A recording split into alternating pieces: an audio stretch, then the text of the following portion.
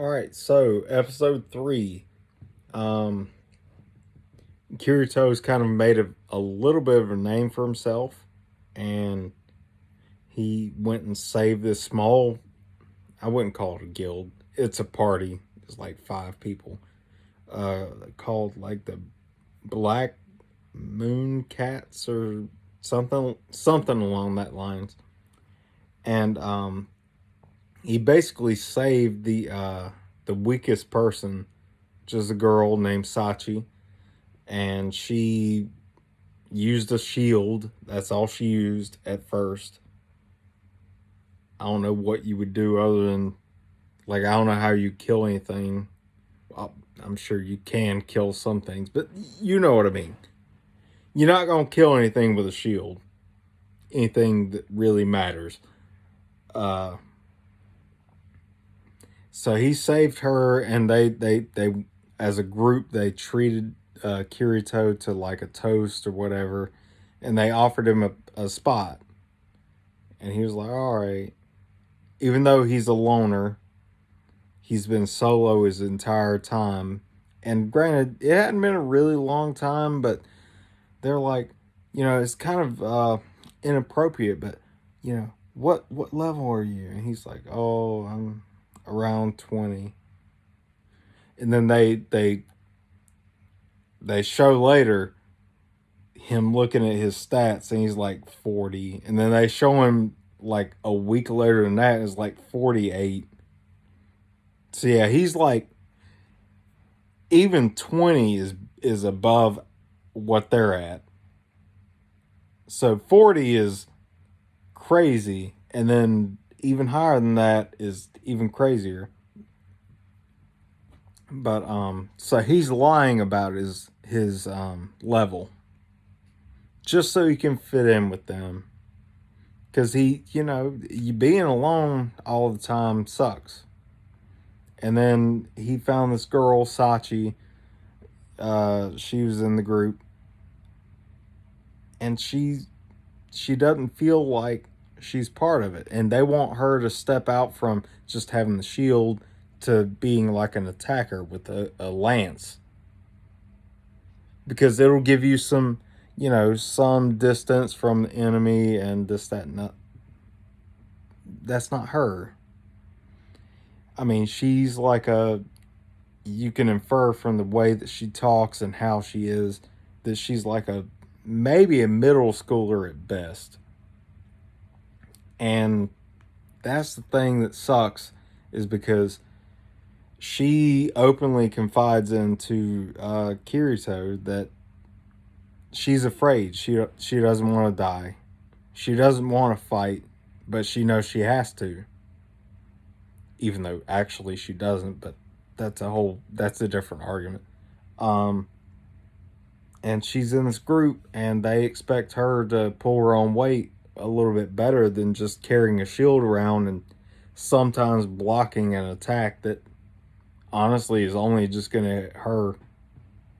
So I mean, what's going on? And he joins just because of that, just because he thinks it's unfair. I mean, they don't say any of this outright, but I know he joins because of her, because of the stuff that happens afterwards. And what ends up happening is they go on a bunch of adventures and have a good time. And the guild leader, or whatever you want to call it, he's like, we finally got enough money to buy a house. We can go and have a house, and we can live there and rest there, and then from there go out and do whatever we got to do. That's where everything goes downhill. Guild leader leaves to go finish the negotiations for the house. The other ones are like, let's go questing. And Kirito's like, okay. And they're like, let's go questing at our level. And then Kirito's like, I don't even know if that's a good idea. And they ignore him. And they go there. They go to some dungeon that's their level, and they spring a trap. Everyone knows what a trap is. A trap is meant to fuck you up. So the trap is you can't leave the room, and the room is filled with monsters that's way above your level. Now let's think back to previous episodes. Oh yeah, if you die, you die. So Kirido's already had a conversation with Sachi about he's gonna protect her. He knows she's afraid of dying, which we didn't discuss here, but that happened. And so he's trying his best to kill everything he can. And the other people, they don't kill anything. They just all get killed off one by one. But then he's got to stand there and watch her get killed by a thing across the room that he can't possibly reach in time. And he promised that he would keep her safe. That was the last thing he said to her before they went on this journey. I promise you, I will keep you safe. That'll mess up somebody. Then it fast forwards a few months from then. Yeah, very jarring, because it's a very poignant moment. I mean, I didn't touch on everything, but they set up a lot of stuff to make that really jarring and crazy. So then fast forward to like December, and there's an event, and the event is Saint Nicholas is coming to town, and he's gonna bring an item that can bring somebody back. Now, if you put some thoughts in your head, you already know. If you're dead, you're dead. So that's not. But he's clinging on to any hope because he feels personally responsible. I told her I would save her. I told her she'd be all right. I told her that she would survive. So this thing comes around. He's like, I'm going to do it. And he gets all the information. He tracks it down. Like, it's supposed to be super secret. Like, I'm pretty sure he's the only person that figured out where it was going to be. And then people tracked him, and people tracked those people. But the person that tracked him was his friend Klein. And Klein was like, look, it's not worth it. Doing this to yourself. I mean, especially if you're going to try and do it alone. Like, why don't we team up, and then just whoever gets it, gets it. And then before he can even answer, which he would have said no, a bunch of other people showed up that followed Klein and his guild. He was like, all right, well, you know what? We'll hold him off. You do what you got to do. Go. So he goes, he beats Nicholas, and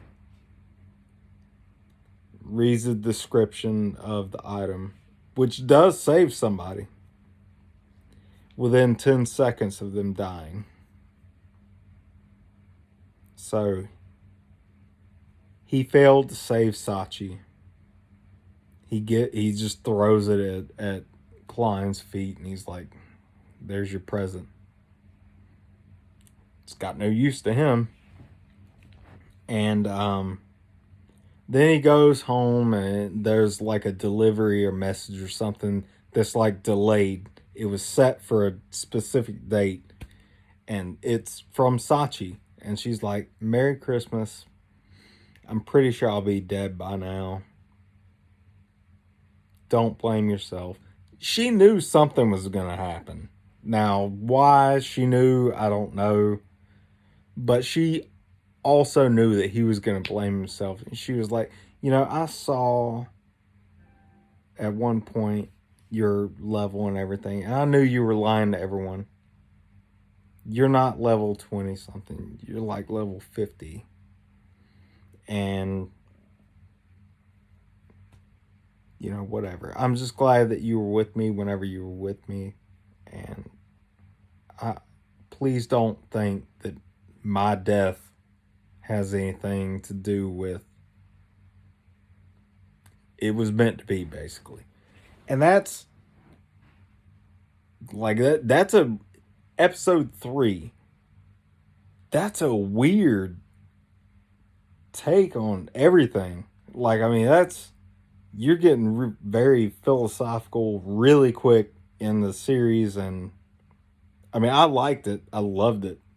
I mean, I hated the fact that Sachi had to die, but it brought up a lot of points. I mean, how long are you going to hold yourself up about a decision you made or didn't make or could have made or didn't have the power to make? That's a lot of stuff to go in your brain. And I like it. I like it like that. All right, so we'll talk about the next episode then.